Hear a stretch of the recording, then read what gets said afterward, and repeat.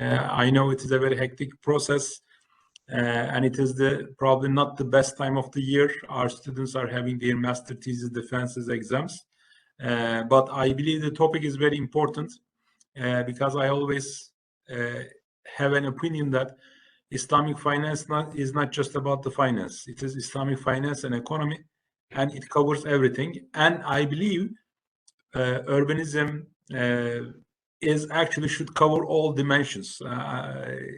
I had the pleasure to listen very important urbanist in Turkey like İlhan Tekeli. We had the pleasure to invite him to our board meeting, informal part of our board meeting, just to learn about his intellectual accumulation. He is an historian at the same time. He is a very intellectual person. I guess urbanism should cover many dimensions that we emphasize multidisciplinarity, interdisciplinarity sort of things, but urbanism is already containing it. So, and we have even a program in our college. And there are some implications for the finance part as well, especially on tokenization, on cryptocurrencies, how to, even for the crowdfunding. So it is great that you will be sharing your knowledge with our students as well. Before starting, let me just briefly read your bio very quickly, and then I will give the floor. Jason Tibble, lead fellow with a career spanning over 22 years in climate change, education, sustainability, and urban regeneration. Jason has been at the forefront of social, ecological, and economic transformation. A globally recognized pioneer in regenerative development and design, Jason's work is advancing next generation solutions to reverse global warming and restore planetary health. His career experience includes managing award-winning urban regeneration projects throughout North America and Asia Pacific, serving on the World Change Advisory Team for Paul Allen, heading sustainability and innovation for the Lend-Lease Australia, and consulting multiple local and national governments on climate action and social equity strategies. Currently based in Doha, Jason serves as director of Qatar Foundation's World Cup program, helping shape the national legacy of Qatar's hosting of 2022 FIFA World Cup. A regular lecturer at multiple universities across the world, Jason previously served as a Randstad Fellow at the University of Washington, Research Innovation Fellow at the University of Technology Sydney, where he had research into regenerative urbanism, housing affordability, and indigenous knowledge systems. Jason was designated a lead fellow by the United States Green Building Council in 2014. He is the co-founder of the both International Living Future Institute and the Green Sports Alliance. Again, Jason, thank you very much for accepting our invitation. I look forward to listening your presentation, your speech. Thank you. Assalamu alaikum, everyone. I'm Jason Twill. First, thanks to Amit and the team at the College of Islamic Studies for inviting me tonight to talk about collaborative urbanism, city making the age of the sharing economy, which is a topic near and dear to my heart about how we can really shape more equitable and inclusive cities across the world. I'm going to share my screen, and as I'm doing that, just say a caveat. I'm excited to have a conversation with a lot of you. I'm being mentored a lot by a lot of the faculty in the College of Islamic Studies. So as a Westerner living in Qatar, really understanding the cultural nuances of Arabic and Islam faith, and how that partakes into a urban strategy for the country, a la Musharraf, but much more culturally informed precinct here. But I've been a passionate urbanist since a kid. I grew up in and around New York City, so New York City was kind of a teacher to me, if you will, and it taught me about tolerance and diversity and art, architecture, urban planning, and something that I picked up on very early on was this issue of gentrification. I'm going to share my screen real quick. Can you guys share it? Full screen. Everyone see that okay? All right, perfect. So this is a woman who's been a hero of mine for a long time. So Jane Jacobs, I kind of was raised in the Jacobian sense of urban understanding and equitable city making, and the kind of creative city making that she espoused as a leading thinker on this topic in the book she wrote in 1961 called The Death and Life of Great American Cities. So this is one of her quotes, and it really gets into this notion of, you know, the forces that really shape our cities, be they political, economic, sustainability issues, be it environmental issues, whatever it might be. There's so many different forces at hand that shape our cities, and for better or worse, a lot of our cities today aren't really delivering the kind of value to local citizens as they should, or adhering to the constraints of our environment because they're unsustainable the way they're being designed.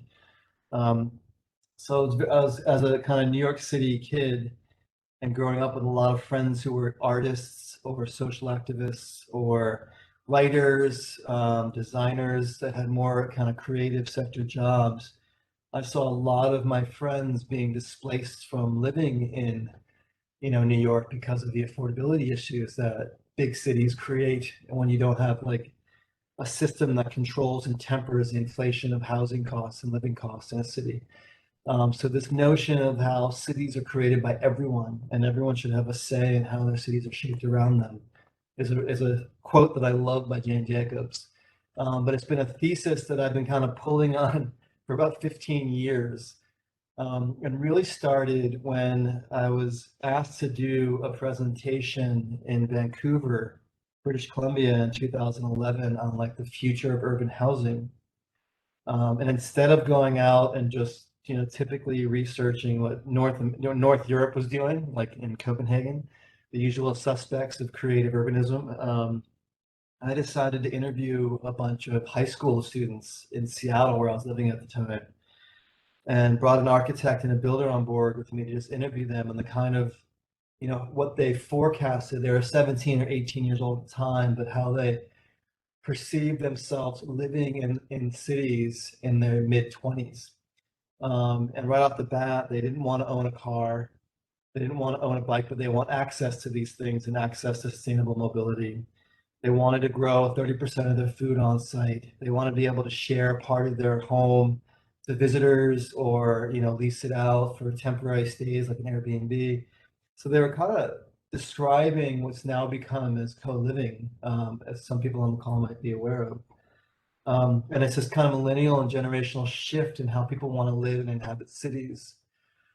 So this kind of notion of collaborative urbanism and looking at how the sharing economy is enabling not just more affordable housing, but total affordability and a system for affordable living that looks at all the different ways that we spend money, and have expenses in our life in cities right now. We are definitely in the urban age. I think many people are aware that the 60% of the world population live in cities now. Cities are much more sustainable than rural development, and they can't really survive without the farming, the food shed, the watershed that allows cities to operate sustainably. But there's a sweet spot for density, which I'm actually writing a paper on right now for HBKU. But it gets into this understanding of metropolitan pressure, and in a balance between, you know, for-profit, speculative, developer-led development, which is the most what you see out there in the world, which is market-led development, and all this competition for land, be it for educational needs, be it for recreation, be it for housing, office, retail, industry, whatever it might be. It's all that competition for land in this urban age where we are a hyper-urbanized species and we continue to densify human settlement patterns, all puts tremendous pressure on land value and tremendous pressure on our natural resources. So the kind of imbalance between the predominant nature of development being market-led, meaning the framework and indicator from an economic perspective they use is highest and best use, which most often means the most luxurious form of housing, the highest end of retail, highest end hotels, whatever it might be. So it's usually geared towards the top end of the market that generates the most profitability. And that's usually the deciding factors that most investors and developers use to undertake an investment within a city. On the other side of this pendulum is deliberative or citizen or community-led development, where you're seeing this kind of emergence of a model that came about in the early 20th century, but scaling across cities now, predominantly in Western cities like in Europe and North America and Asia. So I'm keen as I talk about these models and I talk about this issue. I'm coming from a very Western experience perspective. Most of my practicing work in development's been in Europe or North America, Australia. So I'm really keen with the professors and local citizens here and how elements of what I'm talking about in this thesis, have a role within Islamic ethics and Islamic finance models, historical patterns of housing and urban settlement here that I've been studying. So I see different threads, but how do you actually look at contextualizing that to the local context here I'm really interested in that. So these community-led models are really taking a wedge into this issue of hyperinflation of land value and housing affordability, where communities come together and conceive of their own precincts, conceive of their own housing models, and this kind of notion that citizens are owning more and more the institutions and infrastructure in their city versus corporations and privately held organizations. So there's this pendulum shifting back and forth right now. Unfortunately, with that highest and best model and the globalization of real estate investment, where global capital and institutional investors are putting money all over the world, be they, investors coming out of China or coming out of America or coming out of Australia, buying apartments overseas as investments, or just big institutional finance companies like BlackRock that are buying plots of land and building precincts all over the world to diversify their portfolio. That capital tends to have a blind eye, meaning it's really missing culturally derived or culturally informed architecture and urban patterns that are relevant to the climate and cultural topography of cities and place. So you see this kind of emergence of shape and drape, monogamous architecture that's kind of cropping up everywhere, where you wouldn't really know if I put any of these buildings and dropped them in Singapore or dropped them in New York or dropped it in Sydney or a city in Europe, you wouldn't know the difference because there's no cultural identity that signifies where that building's from. And more the utilitarian nature of how we build towers is becoming plain, just architecture of sameness. There's a phenomenon that's happening that I've correlated because I was studying this when I did a lot of work with Aboriginal Australians. A topic that a philosopher named Glenn Albrecht, who taught at the University of Sydney, coined this term called solastalgia, which is the opposite of nostalgia. And that's a feeling of homesickness, even though you haven't left home, because your environment's changing so rapidly around you with rapid urbanization happening. And you're seeing this phenomena happen to cities. I'm really interested, particularly in Qatar's context, because rapid urbanization is like exponentially faster here than pretty much anywhere else I've lived and studied cities before. Meaning that much of what you see in the skylines today has really only been developed in the last 25 to 30 years. So less than one lifetime, this entire country has developed itself. So really curious what the generation from the 70s and 80s that grew up here and the impact that how quickly, the urbanity of Qatar has evolved has had an effect on their emotional connection to place and their sense of belonging and cultural identity as Qatar here. So that's a topic I'm trying to unwind with some of the faculty at HBQ as well. But it's really getting this notion as, in the investment world, home is typically called a product, right? It's a safety deposit box in the sky where you're buying it with the intention of, seeing the housing market escalate and you're going to make a killing and flip it, 10 years down the road and make all this money. And it's losing the sense of what a home has been for humans and our species for thousands of years. as an anchor, an emotional anchor in our lives, and a place that gives us cultural memories and identity and sense of belonging to place. So it's really trying to understand, what is the meaning of a home in today's urbanized world, and what is the lexicon that we use to describe it? Is it just the four walls that define where we live, or is it the place, the community that we're belonging to? How connected are we to that community? Or are we just an absentee investor leasing out our flat to somebody that, you have all these buildings across the world, and all these cities that have all these vacant, strangers living in them, or no one living in these units because they're just literally shell investments offshore from off-seas investors. And they're just holding them and waiting to flip them. And all of it's created this hyper valuation and hyper cost of living in cities, puts pressure. Importantly, from an economic perspective, and in this urban age, when cities, you've gone from like more countries being less competitive, is more cities competing, because the cities are the economic engines that drive the GDP of most countries. So it's really looking at city states and the way cities are competing for global capital and talent. And I mean, like, the top ones you think of immediately are London, New York, Sydney, that are really kind of defining 21st century urban economic models. But there's this massive brain drain or urban migration over the last 15 years, because as they would be considered tier one cities.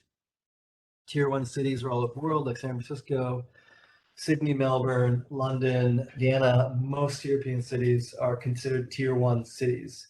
So they have high GDP, very mature cities, have been around for like 100-something years or more. Really strong nightlife offering, a lot of cultural diversity, a lot of cultural offerings from art and design, recreational assets, good park systems and open space. So these are cities that people really desire to live in. But because of a failure to basically embed an equitable growth strategy where affordability is maintained over time and land value is tempered, you've seen this affordability crisis happen across cities, or an equity crisis. And an entire generation of the workforce has been basically priced out of their city of choice. And you've seen this from a US perspective, which I studied before I moved from New York to Seattle. I was a Gen Xer, and I left New York for the same reason. I can live in Seattle, which is a great city, great access to the outdoors, amazing nightlife, great restaurants and food, a very sustainable minded city that I was studying sustainable city making. So it was a great, from a career perspective for me to be there. But my salary earnings were only about 5 to 7% less than what I was making in New York. But my cost of living was 30% less. So the dollars I made went a lot farther. So my quality of life substantially increased just from doing that. And a lot of people my age and younger either started having kids or were younger, and they're millennials. You see this massive migration out of the New York, LA, San Francisco, usual suspect cities into tier 2 or tier 3 cities like Austin, Texas, Pittsburgh, Cincinnati, Cleveland, Minneapolis, a lot of the ones you see listed here. So they are the beneficiaries of this next generation talent. And that tagline under the title slide, "Where talent goes, capital flows," is a really important criteria of 21st century urbanization, where in the 20th century, usually the CEO of the big companies like an IBM would basically pick their headquarter campus, usually in the suburban, office campus outside of the city center, near their mansion, so it's easy for them to get to work. And the employees all move there to work at that headquarter campus. Where you've seen this reversal now, especially in the tech sector, where people are choosing to be in the city first and then find their job or career. And because of the talent inflow into cities like Austin, all of a sudden you see Apple and Google and Facebook show up and set up offices there, because they want to set up their offices where the talent wants to be, in cities that are thriving, diverse, and have a really great nightlife and recreational and cultural offerings. So it's this really interesting phenomenon that's happened in the last 40 years in cities. London, same thing. When you see this talent leave, you're losing economic, competitiveness with other cities across the world. So it's who's going to attract, it's like the honey to the bees. How you design, manage, and govern your city will attract the next generation of talent that is seeking to have urban lifestyles. And the more talent you get, the more capital will come to your city, and the more companies will want to be there. And that drives economic vitality and competitiveness. I used to work a lot with the cities in North America and Australia, and I would always share with them this notion, and I'd ask them what if they have children that are like in their 20s or 30s, and say, have they moved? And the like large majority of them answered that their children have moved overseas to cities like Berlin or Singapore or somewhere else, but they didn't stay.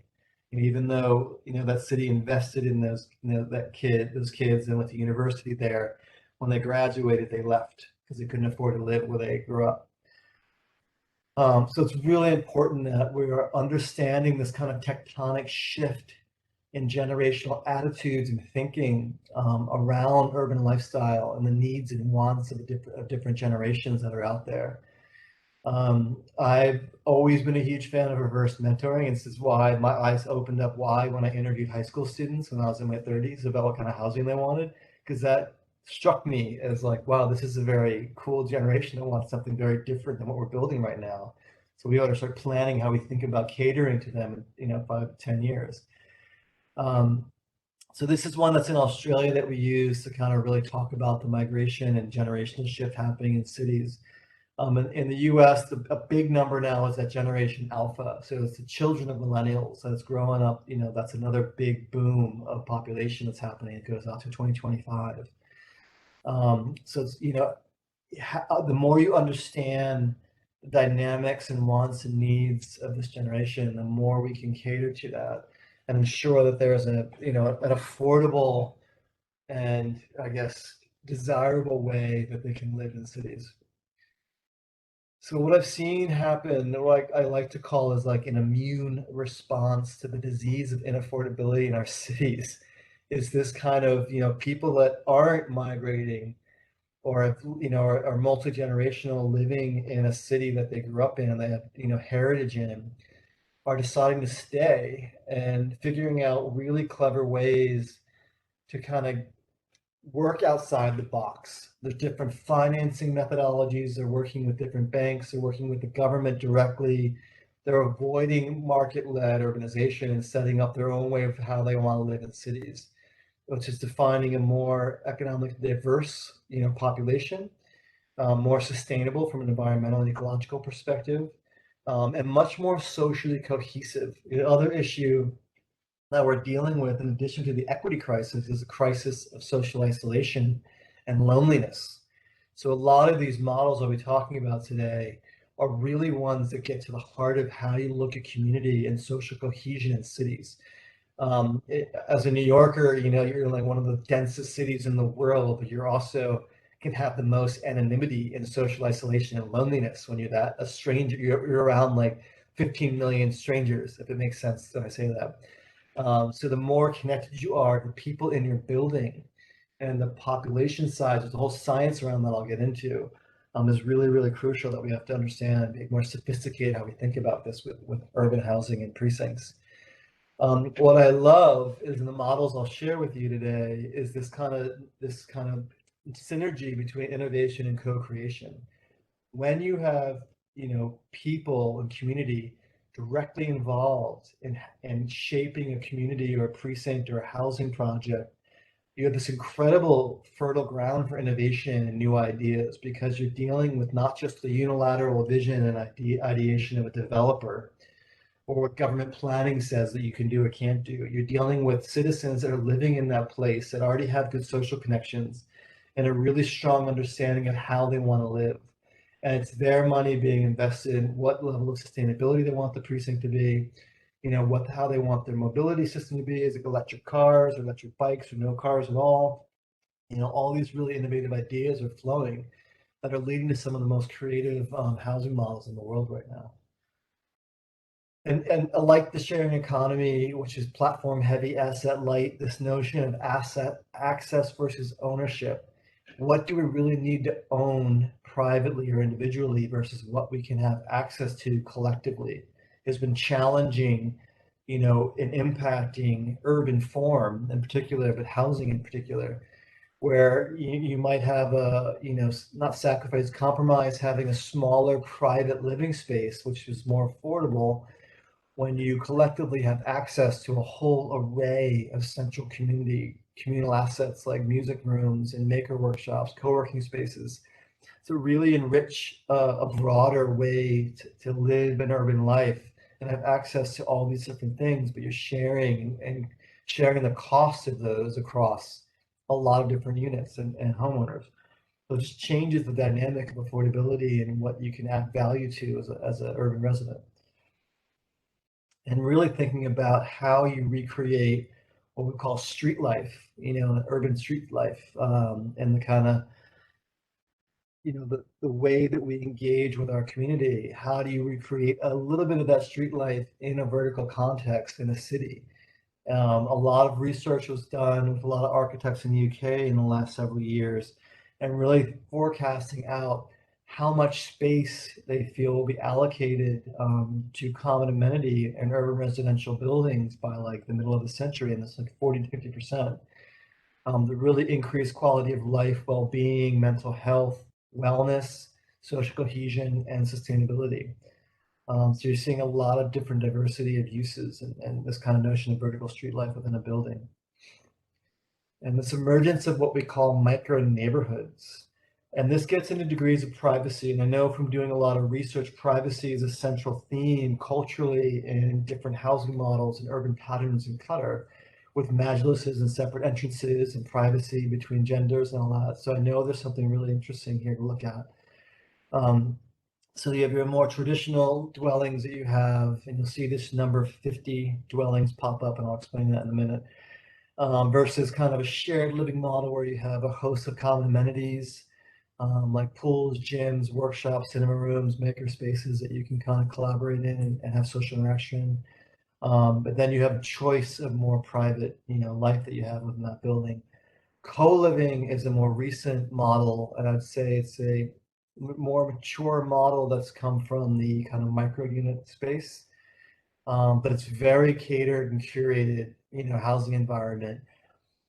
Yes, you do have your own private room, but like it's very communally minded. Like you're going there and you're someone who's extrovert and you want to live in a community like that. So it's not for everybody.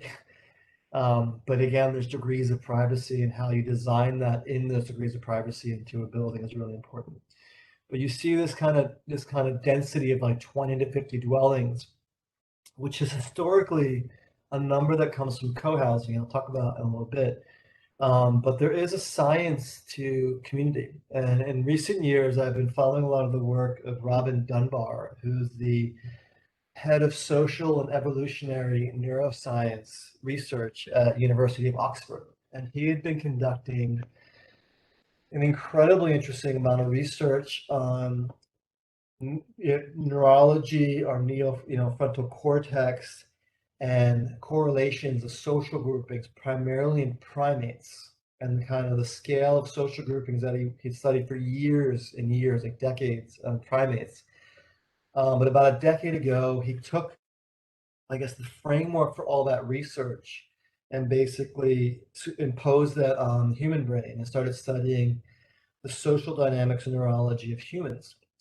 And really came up with some interesting discoveries. You might have heard of a thing called Dunbar's number, 150, which is basically a maximum number of friends you can really have, and the science behind community. So you have this like support circle of 3 to 5, and say that's, if something really tragic happened or something really important, some amazing news came into your life, this is the first 3 to 5 people you would call immediately and let them know. It could be your parents, your siblings, your best friend, whoever it might be.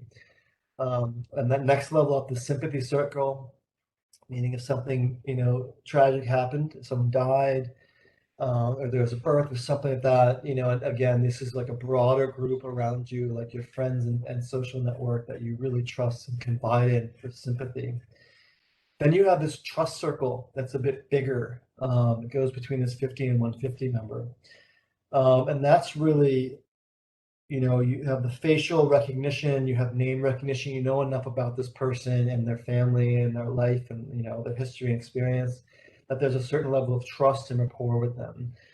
And it's such an interesting time to be looking at this with the rise of social media, and you get to that 150 plus, and then you're on LinkedIn and Instagram, and your friends on Facebook if you use Facebook, and you have this complete familiar stranger and all these people that might, link in with you that you have no idea who they are, but there's some kind of association with them. That's the kind of bigger network.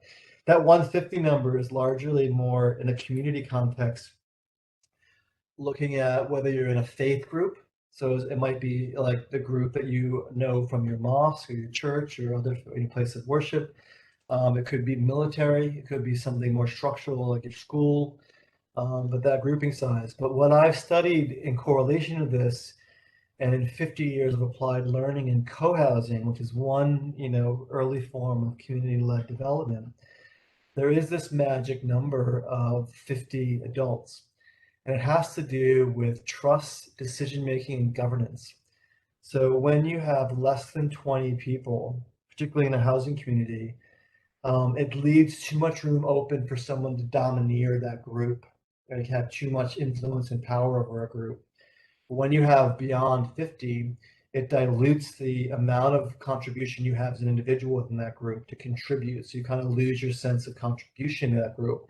So there's this sweet spot that you've seen reconciled again and again in thousands of co-housing projects across the world of 40 to 50 dwellings, which is really a sweet spot density. So really how you look at designing that kind of micro neighborhood density into more dense vertical housing infrastructure in cities is something we're studying in Sydney with all this new regeneration happening there, that you really drill down on how do we create more trust, more social cohesion in high-rise apartment buildings, more owner-occupied units where people know their neighbors, particularly in heat-sensitive environments like Sydney or even here, where urban heat island and extreme heat is posing a threat to senior citizens and the elderly. So you're checking on their units. Like I'm using an example of that as around resilience, that your neighbors well enough that you're checking on them for their well-being if something happens.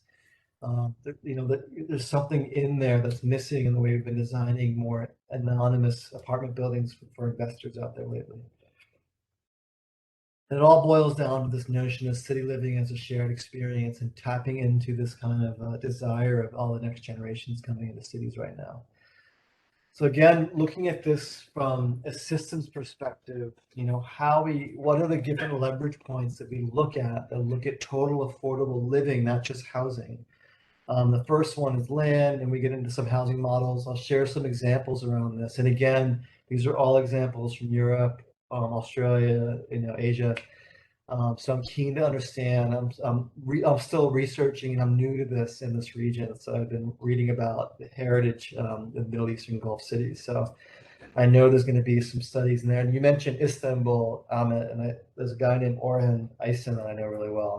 I lived there for a couple months studying mahales and Gecekondu. So I know there's an element of this model that was in Istanbul, at least when they went from all the migration in the early 20th century from the farming into the factories, and what they did to accommodate the lifestyle needs of those citizens coming into the city. So I know I visited some incredible heritage neighborhoods in Middle East, in cities around this area, and I know it exists. I just want to tap into it more.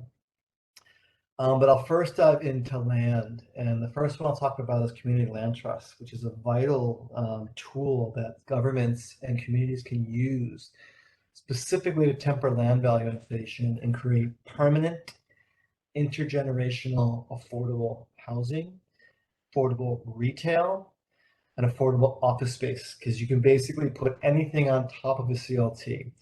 The only stipulation is you cannot generate profit on land. So it basically takes land within an urban footprint out of the speculative market. It's been around. It was first conceived by a Black sharecropping community in Georgia in 1968. And the first one was conceived and developed in 1972 in Georgia from that community. So it took 4 years to get through. This is an older slide from 2008. So it's probably around closer to 450 land trusts now across the United States.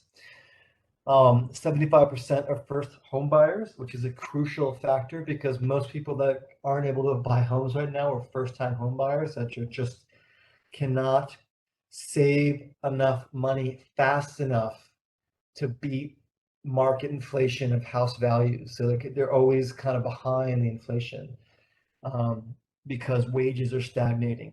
And I'll explain that in a bit more. 80% earn less than 50% of area median income, meaning it's half of the wealth generation of that area where they're living. And on average, they're about 30 to 80% less than market rate housing on there. And they're very scalable. So one of the largest is in Vermont, in Burlington, that started in the late 1970s and now has about 6,500 dwellings. About close to 20% of the housing market of Burlington, Vermont is in a community land trust. And it's very diverse. There's cooperatives, there's regular housing, there's co-housing, there's seniors housing, there's housing for persons with disabilities. So it's very diverse and social economic diverse.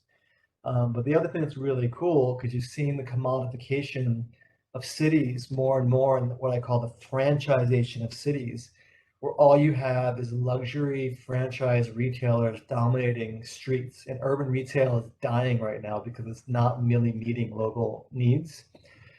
Like I think 35 to 40% of New York City real estate is vacant before the pandemic, so it's probably going to be worse right now. So you're seeing this really interesting dynamic with urban retailing happening.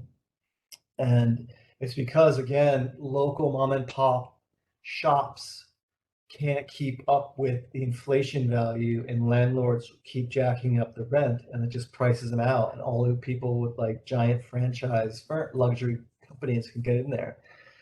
So it becomes a very boring urban landscape, which is a problem for cities trying to attract talent. So it's a very important one to raise. On CLTs, you're not only dealing with housing, you're dealing with retail and affordable business. So you can keep those local businesses in place and keep those dollars flowing within the local economy, which is very, very important.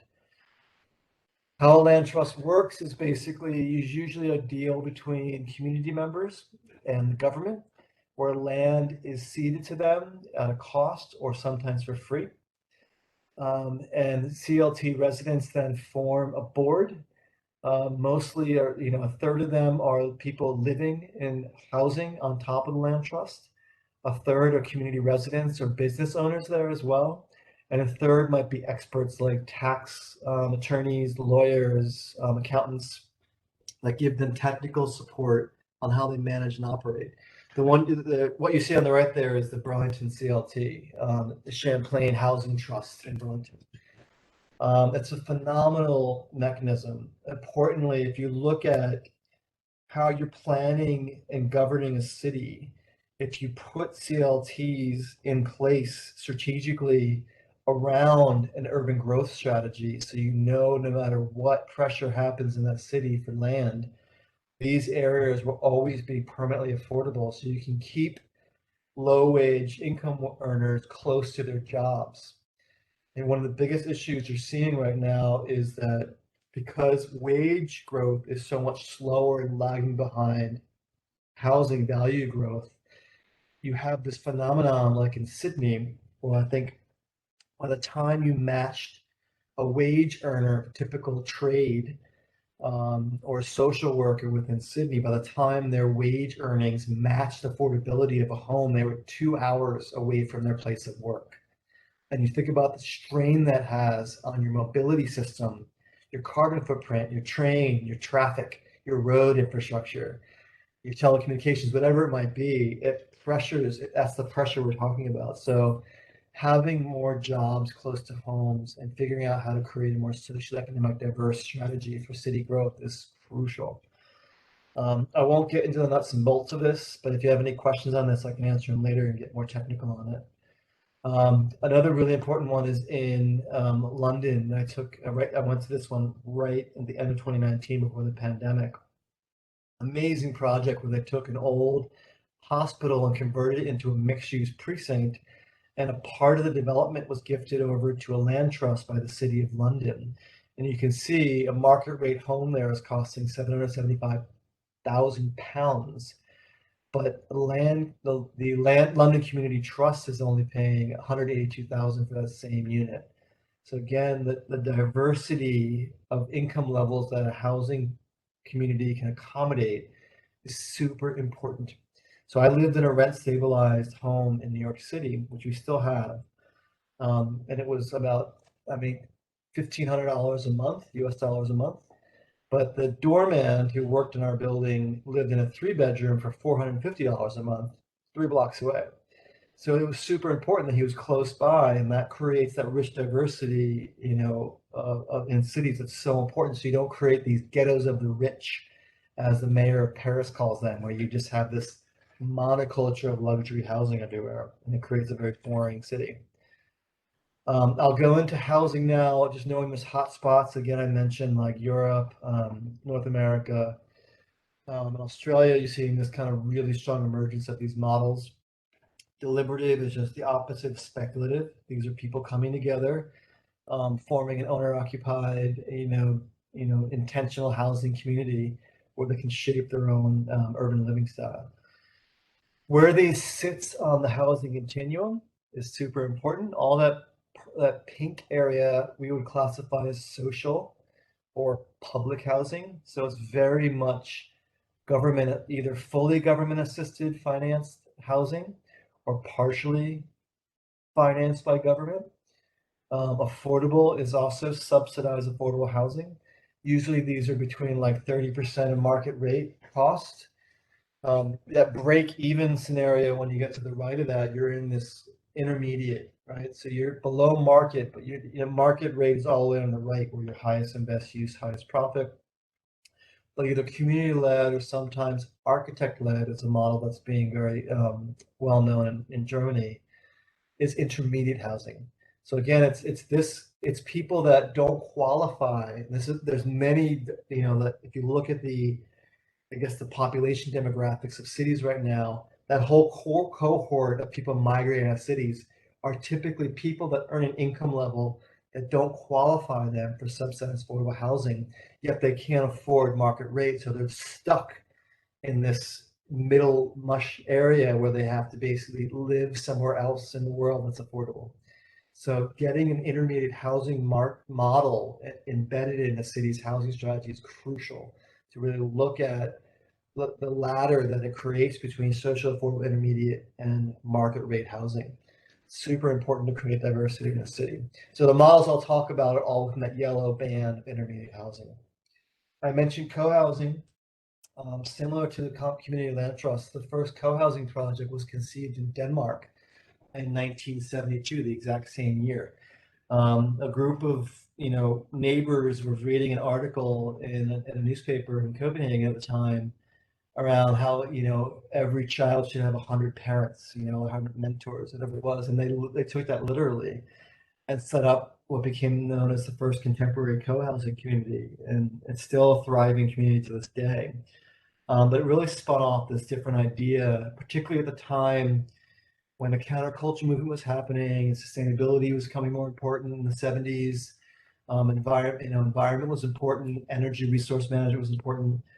And it came up with this recipe of, an allotment of private housing units that kind of all face a common courtyard or recreation space in the middle, where they usually had a farm to grow food, a centralized energy plant or community heating plant, and then this building in the middle was usually called the common house, and that would be where they would have a large common kitchen where the group would come together and eat meals, and take turns having responsibility dealing with the workshop and fixing things. They'd have their group meetings for governance perspectives. If they had visitors coming into town, there's guest rooms.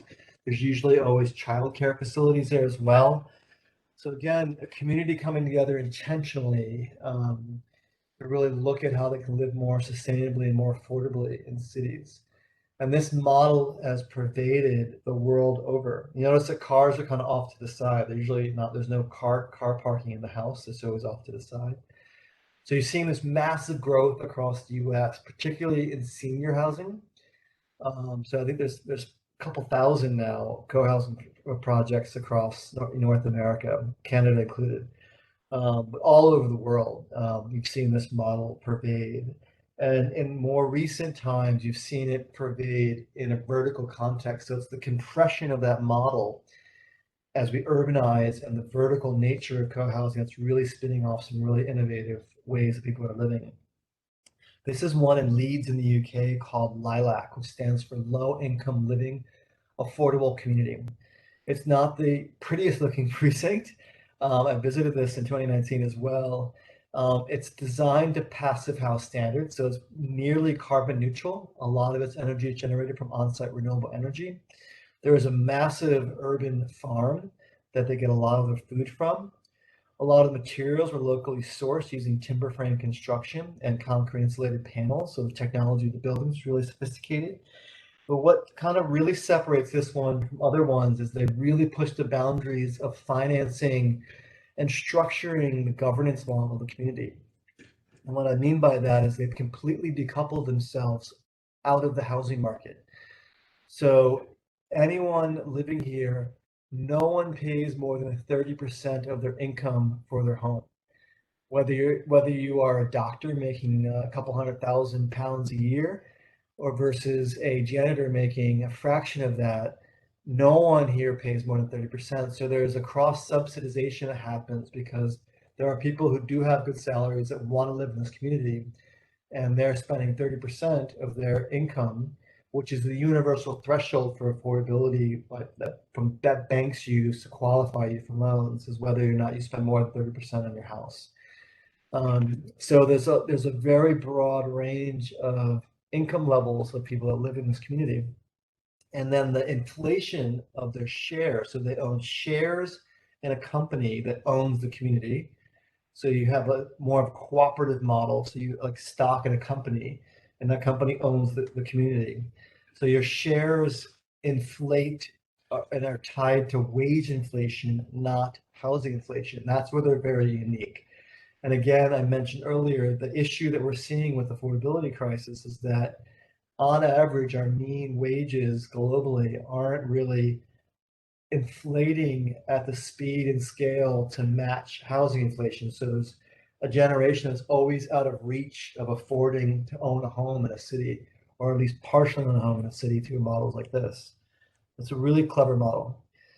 A more sophisticated and denser one is in Vienna. Vienna has one of the most progressively governed cities in the world. Wohnprojekt Wien is in a regeneration precinct near one of their stations there. This is about 56 dwellings. Again, it's a cooperative project, meaning the tenants own shares in the company that owns the building. So that it's kind of the hybrid model where they lease their home, but they own shares in the building. So they have the benefit of home ownership and a perpetual lease. So there's not like a landlord that's going to kick them out. So they have housing security and the benefit of renting their house at the same time that their shares will increase in value. So they benefit from, market value growth with the comfort of having housing security. So it's a really incredible model.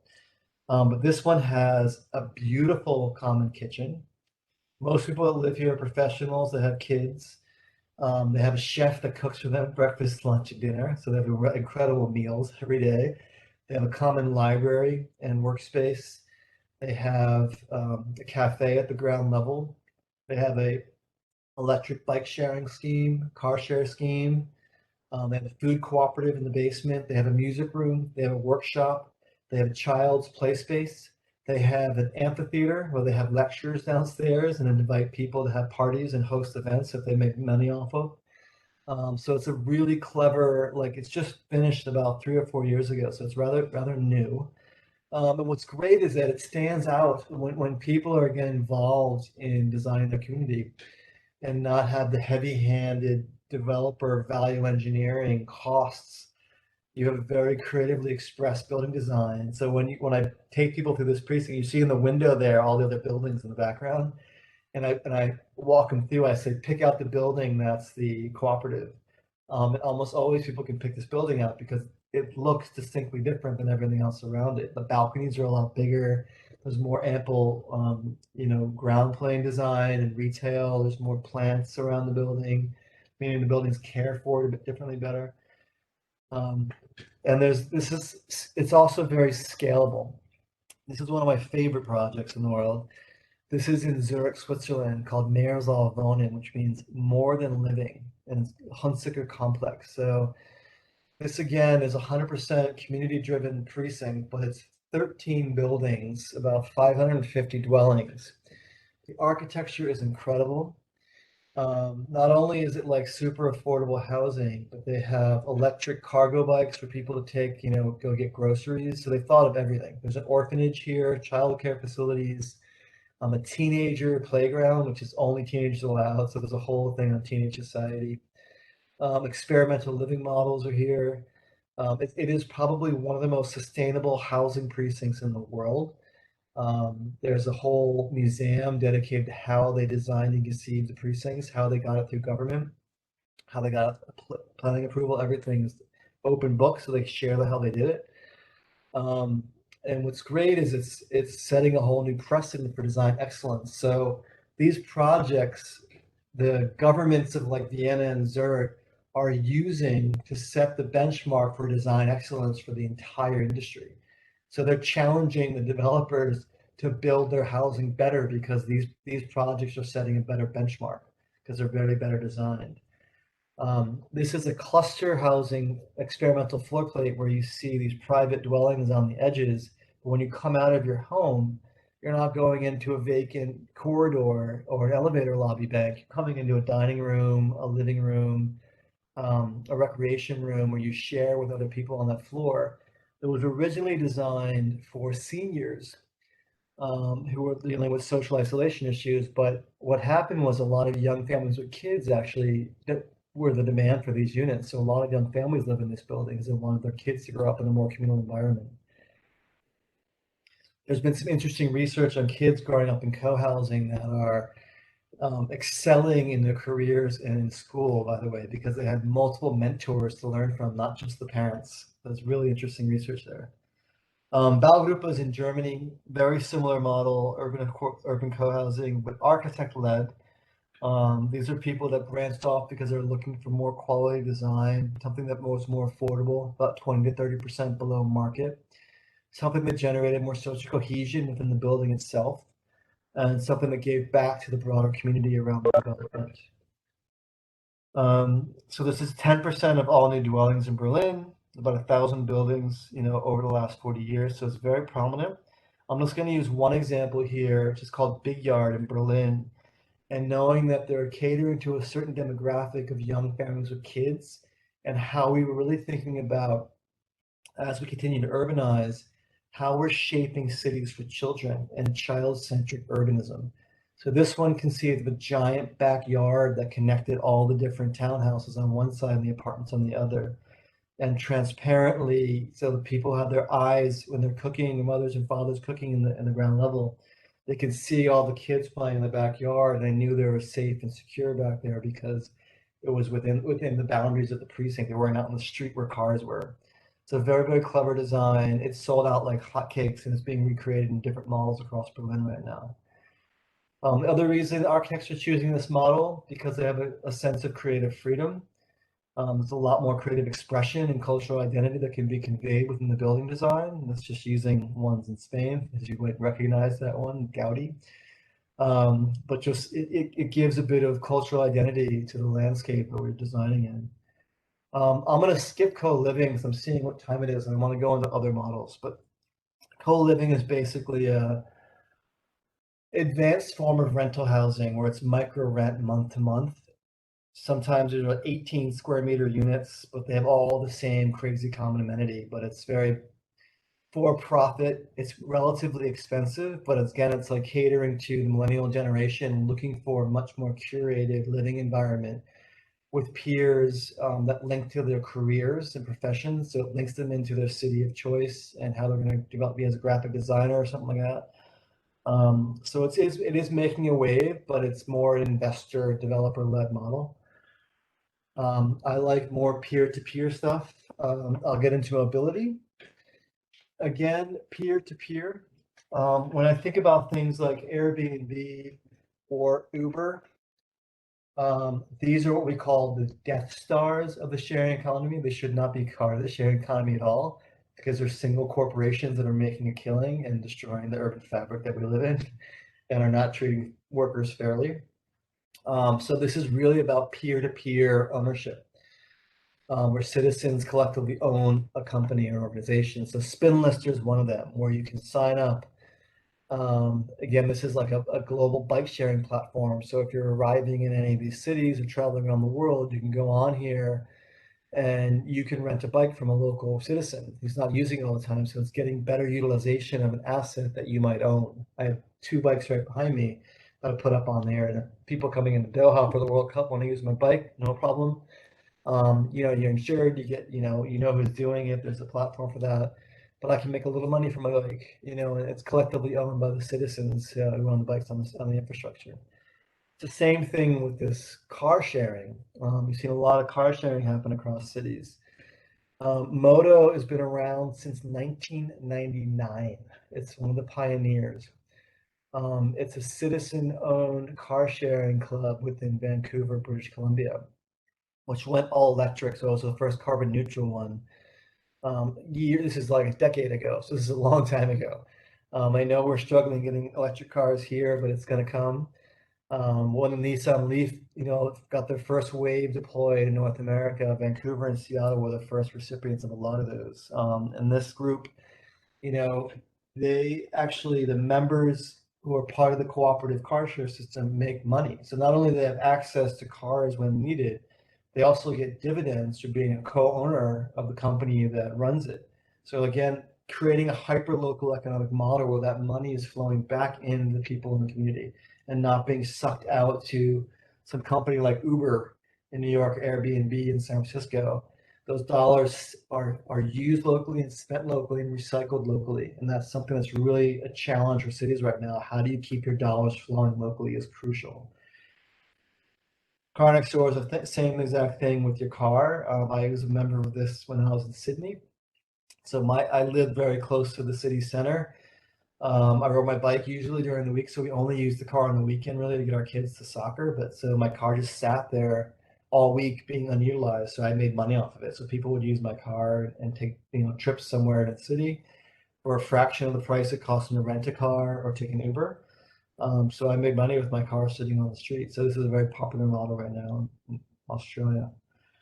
Food is another huge dimension of urban affordability. It's probably the second biggest expense that we have in living in the city, is our groceries. Seattle had a really clever distributed urban farming model. So we had a little backyard in our home in Seattle. I am, as a New Yorker, am not a green thumb. So there's a Seattle Urban Farm Company that we worked with, and they helped us build raised beds in our backyard, and grew a crop of vegetables and fruits in our backyard. And they did that with like 50 to 60 homes within a certain district. So they created this kind of distributed farm in Seattle. And I had the benefit of getting free vegetables out of this crop, but a lot of it went back to them, and they would sell it in the farmers markets and make revenue. So I basically gifted them part of my backyard for free vegetables that they maintained and took care of. So it was a really clever way of looking at distributed urban food systems. IKEA is coming up with a lot of really clever ways to look at vertical farming in lobbies and different areas and buildings. This is a vertical prototype for a vertical herb garden that IKEA has been working with. And then you have food co-ops. So in kind of battling the cost of food and fresh food in particular in lower income areas across cities, food cooperatives have been around for a long time, where again, you're a member and a shareholder of the grocery store that you're shopping in.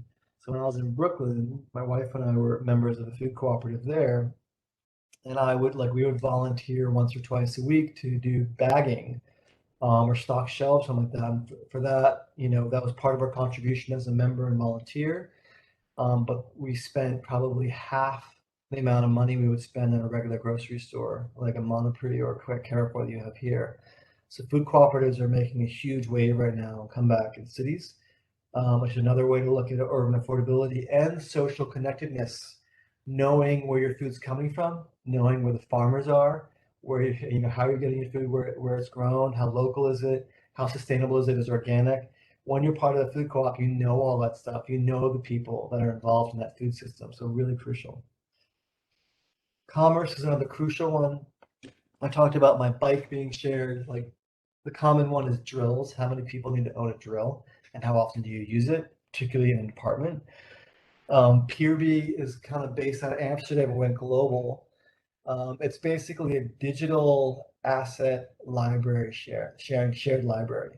So you go on here, you put your name, and then you list all the things that you own. It could be a tent, it could be a barbecue grill, it could be a beach chair, whatever it might be, things that you have in your attic, that you only use a part-time during the year that you're willing to let your neighbors borrow for a fee. If you can do it for free, you can charge a fee for it. It might be a motorcycle, whatever it might be, but this creates a really great connection within a community of all the different assets that can be shared without having to go buy something new every week. So it's a really profound impact on sustainable consumption.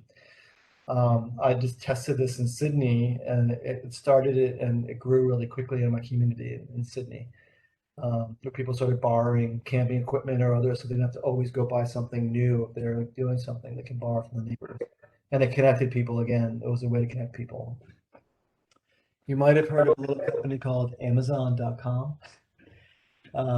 They are a global juggernaut, but they are destroying the retail fabric of cities because everyone can order everything on there.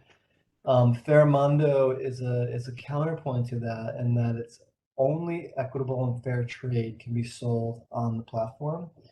And the people who sell goods it's a cooperative. So if you are a seller or purveyor of something or service or good on this platform, you all co-own the site and the infrastructure. So you make a dividend. So it's really looking at how to be something the opposite of what Amazon is, and really grow ethical and sustainable good service online. Time banking is a huge one. And I know we're looking to create something here with QSTP.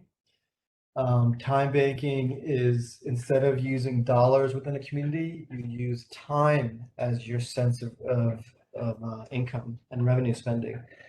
So if I am a carpenter and my neighbor needs to get some shelves, I might voluntarily build shelves, and I'll count the number of hours it took me to build those shelves for my neighbor. And I can spend those hours in the community if I need, like, my taxes done, and as an accountant, I'll have my taxes done, but no dollars were exchanged. You're accruing hours that you use as commodity within a community. It was a really powerful story I learned. One of the early cities that adopted this is Littleton, just outside of Christchurch, New Zealand, had a very mature time banking system in place. And in the aftermath of the earthquakes that happened there in 2010, they had a very resilient way to snap back because of the time banking system. The citizens of that community knew everyone's skill sets and knowledge and areas where they could contribute to dealing with the fallout from that earthquake, and they rebounded very quickly. So it's from a sense of resilience, a really, really important way to connect people within their community, and again, create a more equitable society. It's a great tool. How am I doing on time, Amit? You are fine. If we can wrap it up like in 10 minutes, it will be good to have some question and answer session. Perfect. I'll wrap it up in 10 minutes. And you're seeing from the commerce perspective, this is scaling big time right now under a model called community wealth building that originated in Cleveland, Ohio, of all places, called the Evergreen Cooperative. It's basically looking at an entire city scale cooperative platform whereby they're leveraging the purchase power and procurement systems for anchor institutions. By anchor institutions, I mean universities, hospitals, government assets, and setting up worker-owned cooperatives to align with the needs of purchasing of those anchor institutions. So, for instance, a industrial laundromat that might be servicing the dormitories of the university, the hospitals. So these are worker-owned cooperatives typically putting to work people that were in significantly disadvantaged communities. In Cleveland and in most US cities, you're dealing with intergenerational structural racism and the wealth gap that's created for certain ethnicities that weren't able to own housing and accumulate wealth at the speed of, say, Caucasians in most US cities. So this is a model that's been breaking down those barriers. And for the first time, I got to visit this cooperative in 2019 as well. There were people living in a home they owned, and the first ones of their generation to do so, where the mother and children are living in a home. And they're co-owners of the organization they work for, and they're making a really stable income, and it's changing the entire nature of communities. It's a very powerful model. This one was so successful, it spun off a renewable energy cooperative. So it's training people in disadvantaged communities technology and skills to install solar panels. So it's solving an energy issue for the city and putting green jobs at work. And that scaled, and then it tackled food. So they set up Green City Growers Cooperative and created an urban farming system using really high-tech hydroponic growing power. And again, training these young kids, young adults in communities where had major disadvantages and not a lot of opportunities, and putting them to work. They're making enough money now to own homes. They have a partnership with the banks. So banks are giving them financing for their homes. And this is scaled all across the US now as a new model for equitable urban growth. And how do you really look at a hyper-localized economic model for cities that's sustainable and deals with social equity issues? And it's jumped across the sea, and there's a city in the UK called Preston that has really adopted this as their new regeneration model of an old industrial city, and it's spread across all the UK very quickly. So it's also taking hold in the UK and Europe right now, and Australia, because I brought it to Australia. So it's a really interesting model that really tackles equity and affordability in cities. These are just some fun ones. You know about Airbnb. This is Air D&D. Again, food and nightlife and recreation. Not everyone can afford a luxury restaurant or high-end restaurateur. There are a lot of students that want to go out to eat. They usually can only eat fast food. So this was set up in Amsterdam as a way for people to enjoy fine dining in their home. So it's Air Drink and Dine. So you have a chef that's up and coming, that has coming out of one of the culinary schools, that comes to your home and makes you dinner. So there's not the overhead of owning or leasing a restaurant. So you're doing it in your home, and they have a meal from like a really, really trained gourmet chef makes you dinner with your friends. So it became a really affordable way to have a good dinner without having to go out to a restaurant. It's a really fun one. So it links chefs with people that are really interested in food, and you do it in your home. Arts-led precincts are another huge thing happening. This is in Melbourne, where again, artists and community members are coming together, and the government gifted a whole precinct to them to come up with really creative ways to activate the community, and look at training for artists, maker spaces, labs, fabrication labs, anything to keep the economy going in a community that really needs it. So this just started a few years ago, but it's really about remaking industry within the urban footprint and really catering to local makers. And it's a really important one because it's all community led.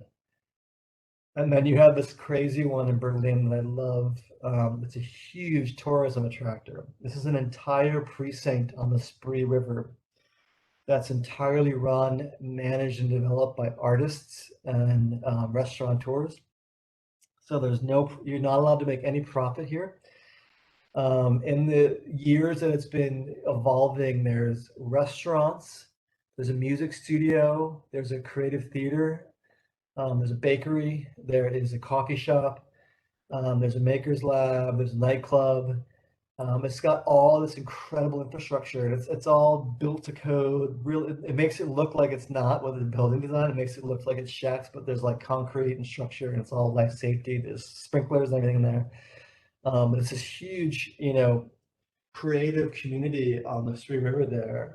There's no residential there, but it's all like creative, commercial, and arts communities. But it's created a massive tourism attraction. It's one of the hottest tourism attractions in that area of Europe right now. And every time I've gone there, it's packed. there's something in, letting the community do something itself to express, this is Berlin. So Berlin expressing itself through a precinct, artistically, creatively, through music, through food, through lighting, whatever it might be, through architecture.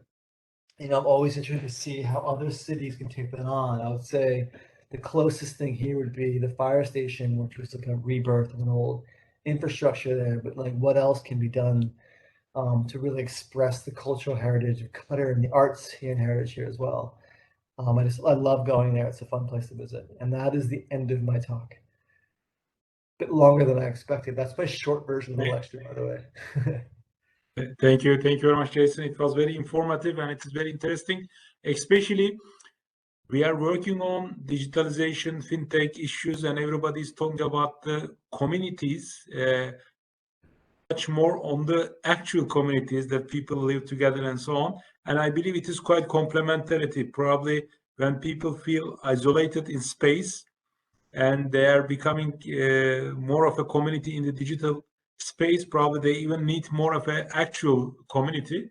Let me start with such a question. I mean, have you thought about the digital communities? I mean, where does it sit in your framework? Because it doesn't have to be all. And I remember, by the way, the example that you give and from New York and from Jane Jacobs. And I remember Robert Moses, the famous New Yorker also. I guess now we are not dealing with with the Moses of New York, but now we are dealing with some digital communities, which is probably coming up with the technology. It is not just with the modernist mindset, but it is also kind of a byproduct of the technology. I just wonder your view on this digital communities and how does it stand in your framework? Yeah, I mean, there's pros and cons. I mean, I've lived in apartment buildings that had a Facebook microsite just for the residents in the building, and sometimes it worked great and people were connecting and we were sharing stuff, and other times it was a place for people to complain, and it created some tension among different residents in the building.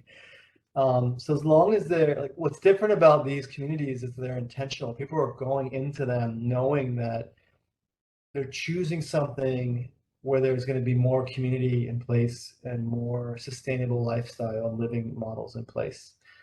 All these communities I talked about have a digital platform of some form or another, either a specific microsite where they collaborate and share stories from the community and support each other, or they are just using one of the existing, Instagram private, whatever private. Usually it's private just for the community itself. Digital communities it's outside of just the housing systems that we're talking about. It's so important. I mean, sometimes it's the only way some people are connecting with people are digitally right now. But then you have a tyranny of distance, because a lot of times those digital connections might not be someone that's local to your community. It's someone like living overseas that you identify with.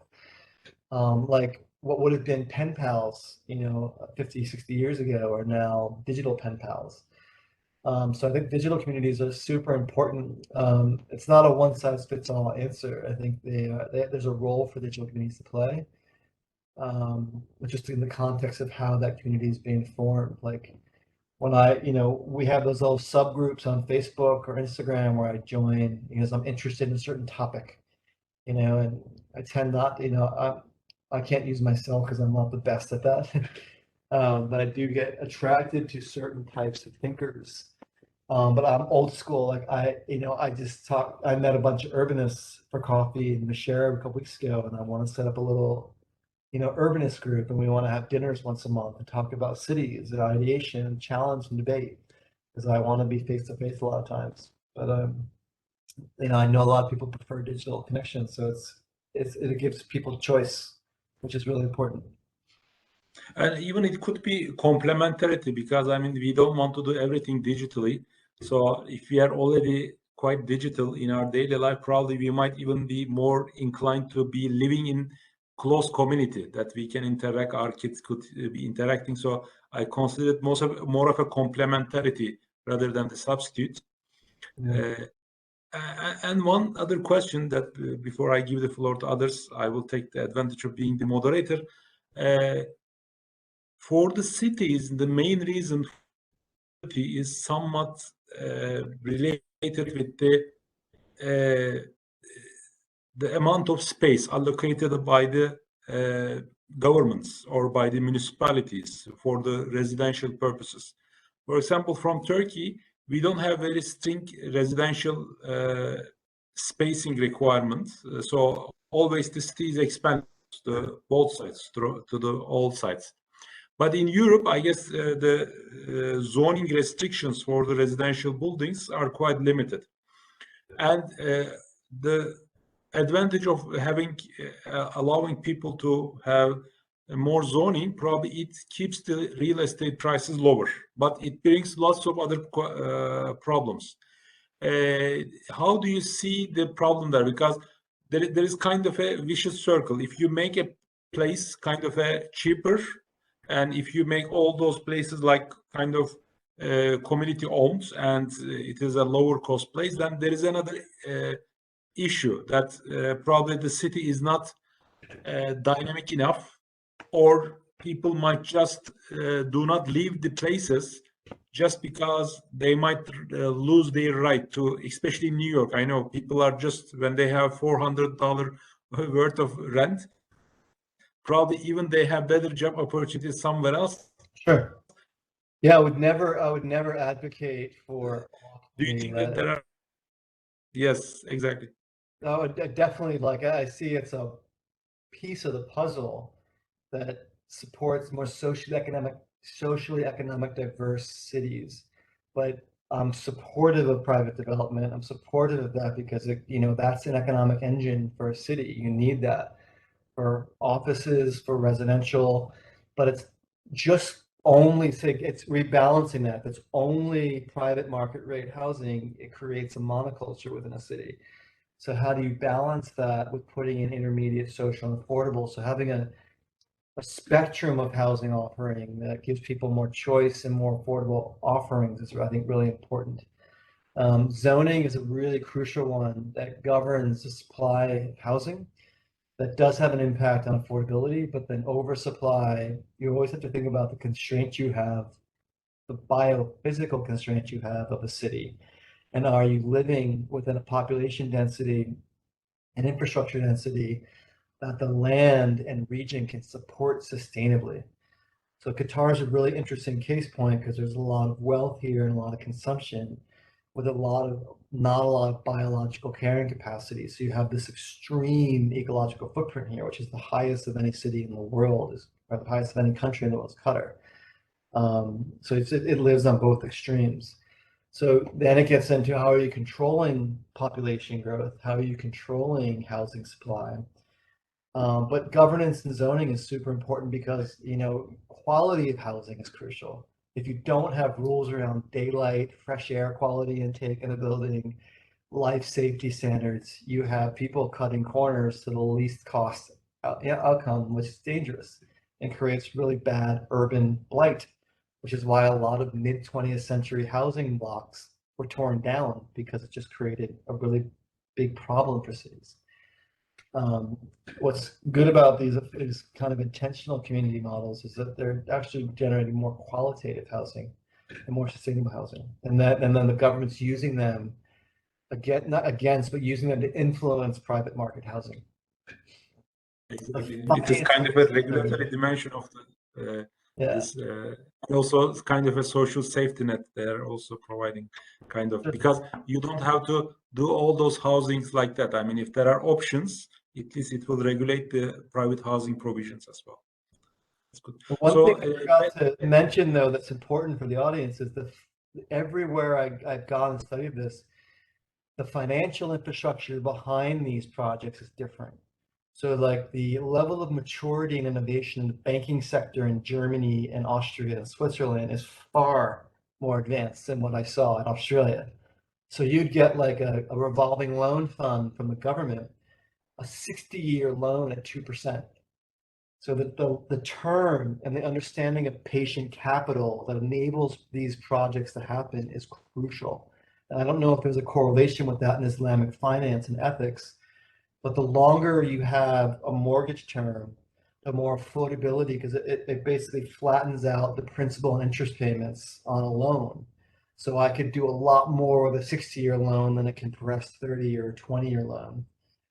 That's why you see where these models are most advanced and most qualitative are in Europe, because banks are ethical and they have a whole different way of thinking about this stuff.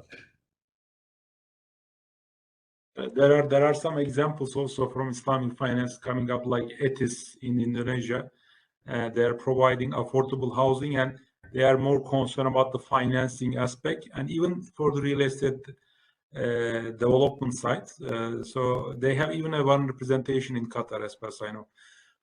So let's, if you want to ask questions, please unmute yourself, or Mona, you might unmute, or you can make them host, and that they can ask their questions. Please raise your hand. That would be also, and then we can unmute you. Mona will help. Okay, you made everyone, so you can unmute yourself and ask your questions. Yes. Hello, can you hear me? Yes, Brother, please.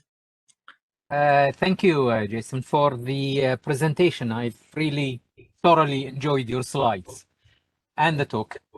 My question is that you've been here in Qatar for some time. Have you ever thought about, like studying the aftermath of Musharraf, for example? If we take Musharraf, Musharraf was, I was born there, but in my grandfather's house, it was filled with, like houses, neighborhoods. It was just actual neighborhood that housed many families in the area, extending all the way from close to Souq Waqif, all the way to where Musharraf train station right now. It's all that distance. So what happened? People have actually moved out because the government put that area in the public domain.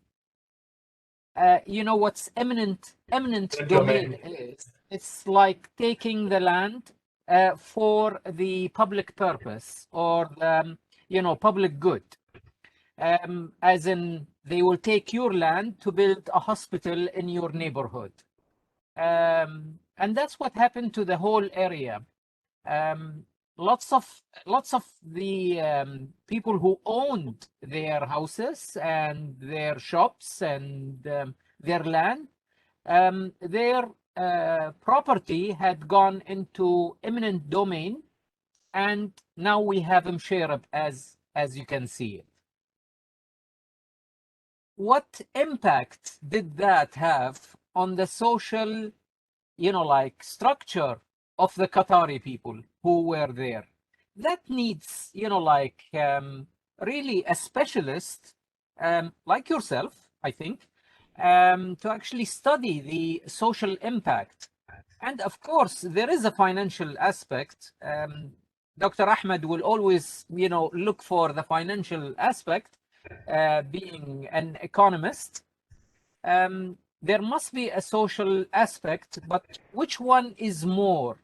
Is it more financial earning, like place, because now it's more like a touristic and high-end area?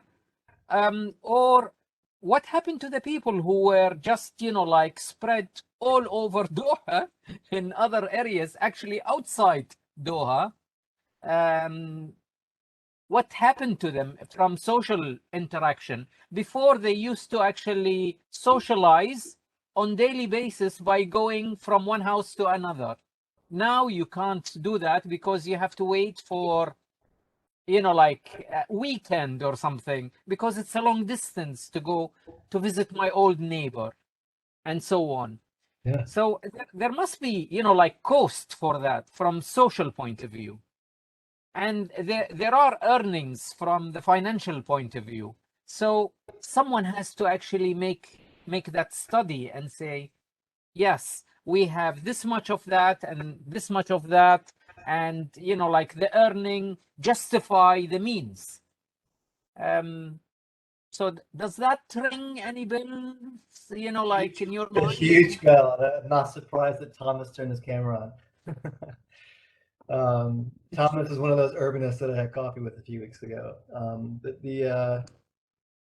That issue happens a lot. It's not just isolated to Doha and Musharraf. That's a common issue you've seen happen in cities a lot around the world with the pressure of economic development and developers having influence on government, whatever it might be. And I don't know the deeper history. I know I've studied the research that went into defining what became Musharraf as far as influencing the urban design and architecture.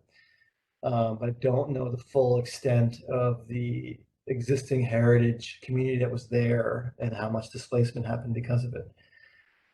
We are looking at that right now. Is it Namja, Thomas? Is that the name of the precinct?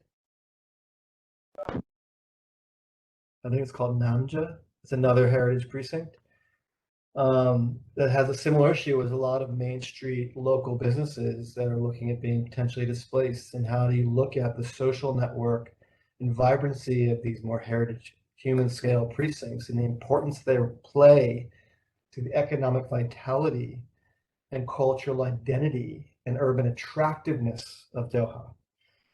Meaning, what is the kind of urbanity that tourists really want to come see here? Is it West Bay and Lusail, which look like every other city with a bunch of lights on them?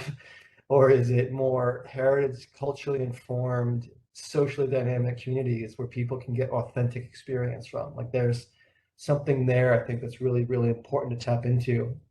I'm only studying in the fact that I'm writing a paper right now with a couple of friends on looking at the application of the 15-minute city concept applied to Qatar and Doha, which is a model that's being adopted in Paris, but not in the context of the contemporary urban environment, but the heritage urban environment, that the examples of dense, walkable, socially dynamic communities exist here already. It's not looking overseas for examples, they're here. And that social network is crucial as it relates to social and climate resilience. So when I've done a lot of like climate change resilience work for the Rockefeller Institute in 6 different cities. And we talk about climate resilience and climate change resilience in cities. Usually hear about infrastructure and putting up walls for sea level rise and having buildings be adapted to accommodate changing nature and climate and flooding and everything else. More often, it's looking at the social connection within communities and the social dynamic nature of community and how connected neighbors are to one another. Or do they know one another by name? What's the local history? How many generations have lived there? Those are the things that define resilience a lot stronger than the hardware that you think about. It's the software side of it, which we were talking about earlier. So I think it's a very important point. I think there's tremendous lessons, both positive and negative, to gain from Musharraf. But I think I have a lot of work to do in walking through those communities, understanding them, and hearing, people on the street and talk about them. When I mentioned Amit early on, that same research I did in Istanbul, I went into an old heritage area near the city center called Fanir Balat. And what struck me as amazing about that community is I went through this like threshold, and I was maybe 12 meters within the community, and I got stopped by a local person and said, "Hey, can we help you? Who are you here to see?" Like it was like a self-policing precinct. Like people were, I was a stranger who walked into their community, just where the streets have like, a bread maker, butcher over here. But they stopped me and they connected me with the person I was going to meet, and they gave me a whole tour of the precinct and how many generations of family have lived there. And it was an area being torn down by the prime minister's son for development, for luxury housing. So it was a UNESCO heritage site as well, which is really crucial. So yeah, that's an important distinction to make.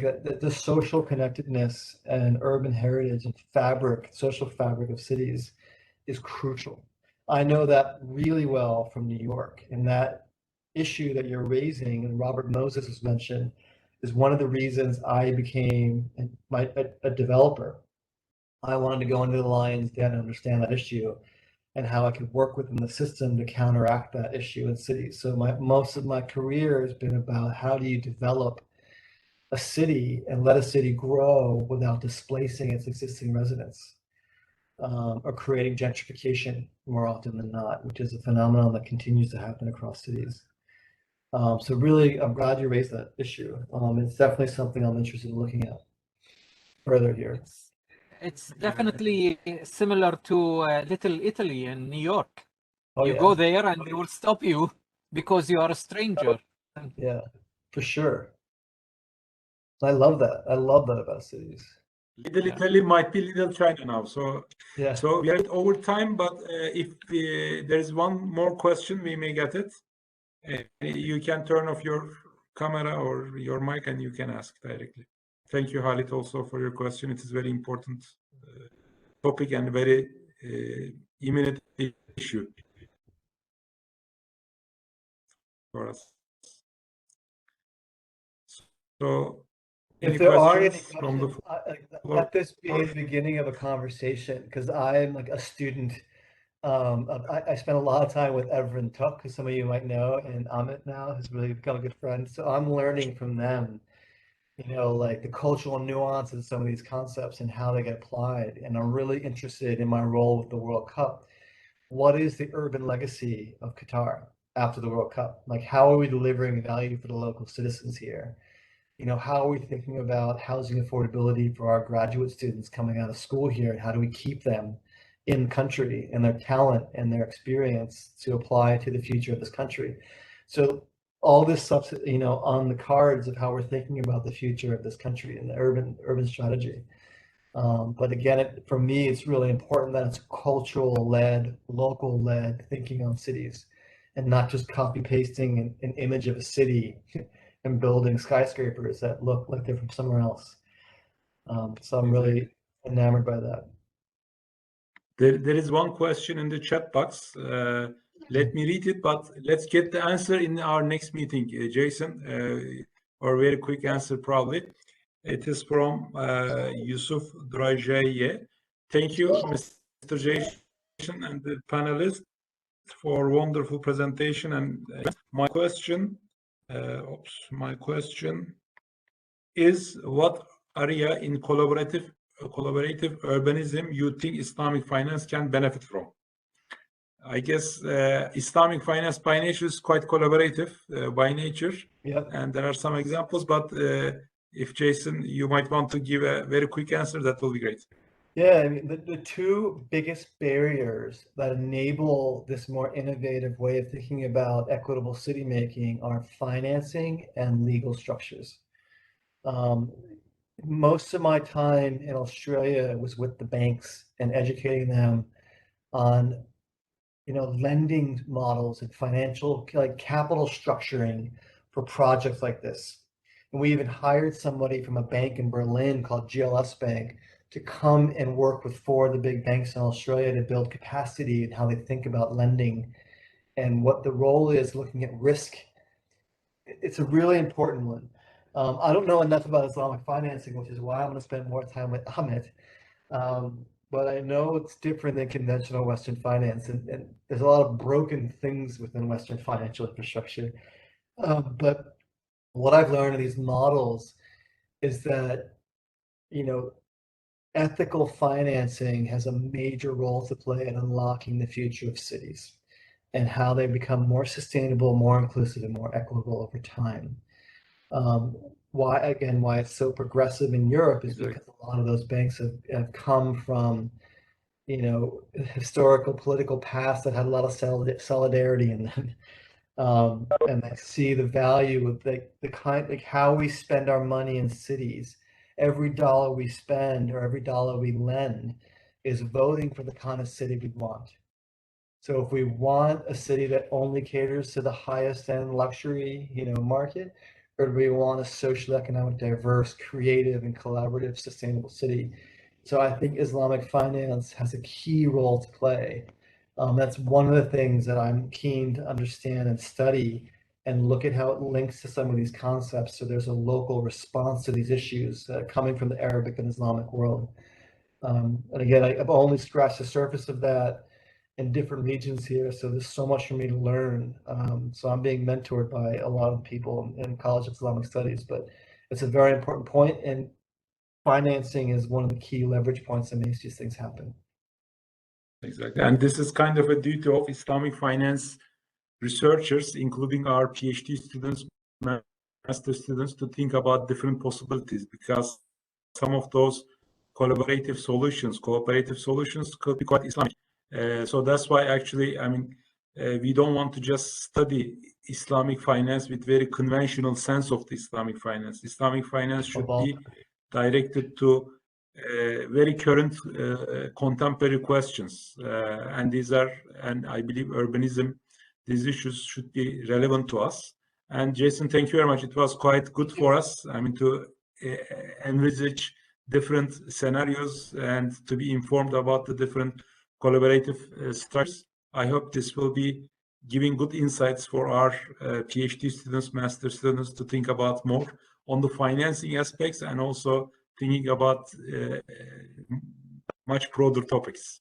Thank you very much, and hope to collaborate more. Thank you. With this new idea. Thank you. Thank you very much to all the attendees also. Thank you. See you soon.